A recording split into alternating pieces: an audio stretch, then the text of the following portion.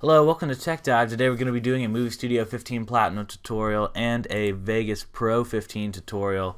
We're going to be talking about how to do basic troubleshooting steps in both Pro and 15, and these are the same across the board. There's no differences. If you're having trouble with Vegas Pro or Movie Studio 15, these are the same steps are going to help you figure out what's going on. And we're going to be talking about crashing, optimization, some codecing errors, and windows missing. Those are kind of the biggest questions I've been getting since I started doing tutorials on this channel, and I wanted to do a video specifically addressing kind of how to best troubleshoot these questions. So I just pulled up a random project here of me playing NES. Notice I imported this project from Movie Studios 15, and you can see here that it's got this picture-in-picture video layer. It actually imported that into Pro as well. Pro doesn't just start with that like Movie Studios 15 does.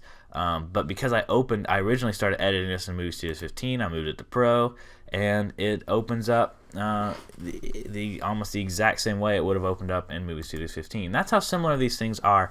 Quick public service announcement: if you are a subscriber or a future subscriber, something to note is I'm going to be doing Movie Studio 15 Platinum tutorials. Those are mostly going to be centered around the basics of the basic how-tos, how to add this, how to move that, kind of those kinds of scenarios. Vegas Pro is going to be more about how to do advanced transitions, how to do advanced effects and things like that, more of the advanced stuff.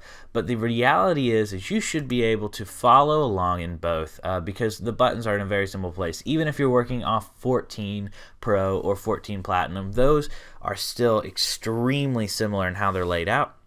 I will do a particular video if for some reason you won't be able to do what I'm showing you in Pro in Movie Studio. I will show you the best workaround or the best method of doing it in Movie Studio 15. So don't worry if you're a Movie Studio 15 user or a Pro user.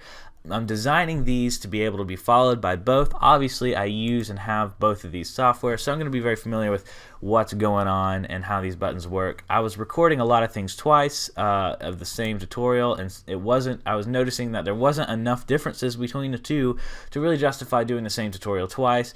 But the way YouTube works is I won't be found for 15 tutorials if I do them in Movie Studio only, and I won't be found for Movie Studio if I do them in Pro only. So I want to make sure I get both of these things out there, but at the same time I want to make sure that you are able to follow along for both of these softwares. So thank you so much for subscribing. Now let's look at these troubleshooting tips. A lot of times you'll have a problem where things just don't load up very quickly. It takes them hours to load in, or your software just keeps crashing on launch all the time. If you're having these types of issues, the first thing I would try is a reinstall. So you just go add, remove, programs. It's a Windows thing. You get up here, you scroll down to Movie Studios or Vegas, and it looks like I'm going to be closer to Vegas. Passed it up, I think. There it is. There it is. Okay, so right click. No, sorry, that's old Windows. You just click here and then you hit uninstall, and then you can download the newest version from Magic's website, reinstall it. Make sure you keep your product codes because you just have to pop those in. You might have to do a little bit of account management stuff in the Magic's account management window. It'll guide you through that in a wizard. It's not terribly difficult at all. The reinstall will probably be worth it. You'll probably notice a huge performance. That's just something you should keep in mind with just really any Windows application is if it's installed badly, you're going to have random weird problems with it. So if you're Googling and no one really has the same problems you do, that's a big possibility. So something else to keep in mind is your computer might not be able to run editing high-def video. So maybe you have some projects with some low-def video that worked fine, but then you start using some high-def video and it starts crashing all the time. That's what happened to me when I had Vegas 6. When I was in high school and I was editing standard def videos, I suddenly started editing high def videos. My computer would crash and lock up all the time. It's because you actually need some muscle to lift these bigger codec types, to lift these high def videos, and to be able to layer them and edit them and transmute them into new codecs. That's a lot to ask of your computer. So if you've got a toaster, that you're running this thing off of, it's not Vegas, it's your computer itself that's the problem. So keep in mind some good rules of thumb. Any kind of graphics offloading is going to help you out a ton. So if it's a Intel integrated graphics or an APU, if you got AMD, try and get a mid-level processor. It's like an i5 or a Ryzen 5, or even if it's an older generation of AMD or Intel, a mid-level processor is going to be a big step. And if possible, move away from integrated graphics and go into an actual dedicated graphics card, something like a 1050 or an RX 560. Even though in the gaming world those are lower cards, in video editing that's still going to be a huge bump to you. It gives you what's called CUDA cores. Magix has really tooled this thing, Vegas, to work with the GPU, which is your graphics processing unit, to work with that much more than it used to, which is a good thing because that's a very cheap way to get higher performance. And Vegas does a lot of in-timeline stuff, right? So it does a lot of in-timeline editing. If I did an effect, like over here at the beginning of this project, I did an effect, and it will show me the effect I'm doing in the timeline. Isn't that crazy? Instead of what Premiere will do, Premiere will just kind of be like, hey, it'll put a placeholder up here. You have an effect here. It's kind of difficult to render out. I just want you to know you're going to have to pre-render if you want to see what this thing looks like. I hate that. I like that they will render it right here on the timeline. Now, you may still have to pre-render to get it figured out because it's asking a lot of it, right? You're doing a lot when you're adding these effects and transitions. I have an effect and a transition and a video layering all in one little short area, right? There's an effect and a transition and a video layering and a fade. Look at that. There's a fade behind it too. So all these things are stuff to keep in mind, that your computer's doing a lot, and if you don't have a computer that can lift it, then you don't have a computer that can, your computer's the problem in your troubleshooting process.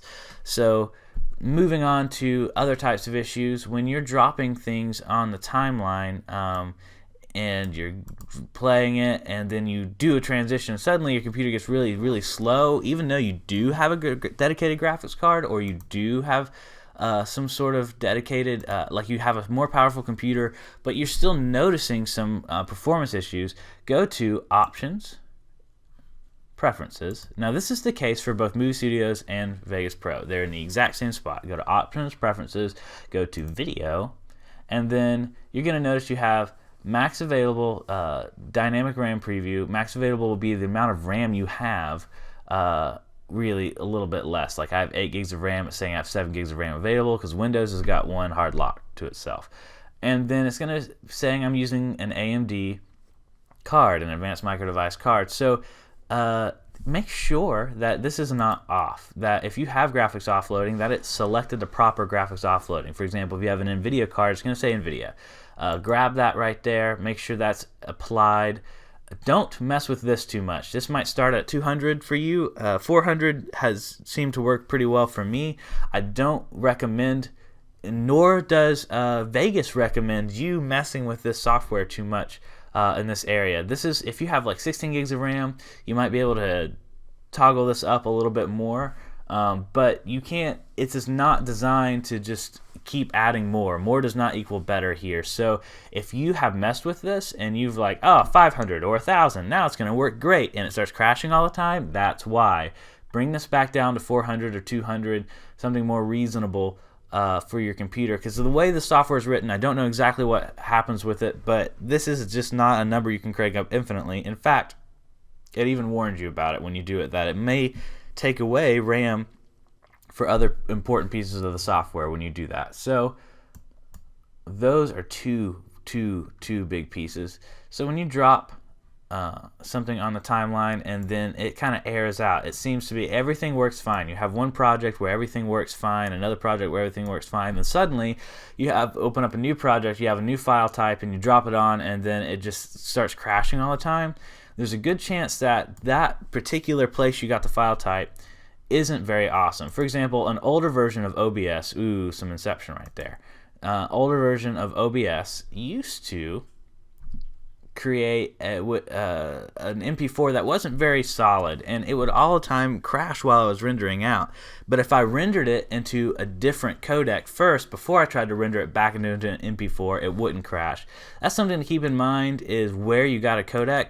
If MP4s are working for you from anywhere else except this one place, it's likely the MP4 from the place you're grabbing the the MP4 from, rather than just Magic's software handling MP4s differently or wrong. I say Magic's. Magic's is the distributor and maker of it. Vegas is the software, so it's going to be Vegas Movie Studio 15 or Vegas Pro 15. I interchange it a lot. I just didn't want to get anybody confused. Lastly, but not leastly, let's do it here because I got a little less going on here. My computer might handle it a little better. Oh no, I deleted my preview window. Oh no, I deleted my effects. Oh no, my transitions, my media generators, my Explorer, my project media. I missed the X on the Explorer. Oh no, my audio bus. Oh no, all I can see is my tracks. I could even go further and start just deleting tracks. What I want to explain here is one of the biggest questions I end up getting over and over again is not being able to find certain windows, not being able to find certain things, and accidentally deleting certain windows, not being able to get them back. Well, there's a very simple fix for this. This is the same for Movie Studio 15 and Pro 15. Just go to View, Window Layouts, Default Layout. Pro's got to have a few more nifty layouts to use, which is neat. All in all, you can get rid of the quick start there. All in all, that's going to fix it for both Pro and Movie Studio. It's going to bring you right back to where you were with all the same windows that you're used to seeing, no matter how bad you jacked it up. So these have been some common troubleshooting tips that I have run into, questions that I have been getting, and I wanted to take a second to answer them. Please let me know if you have any tutorial ideas. Let me know if you have any more questions. Let me know if I can explain anything about the computer integration better, because remember, if you're editing video, you're using a computer in a bigger way than most people do, in a bigger way than web browsing and Word documents ever do.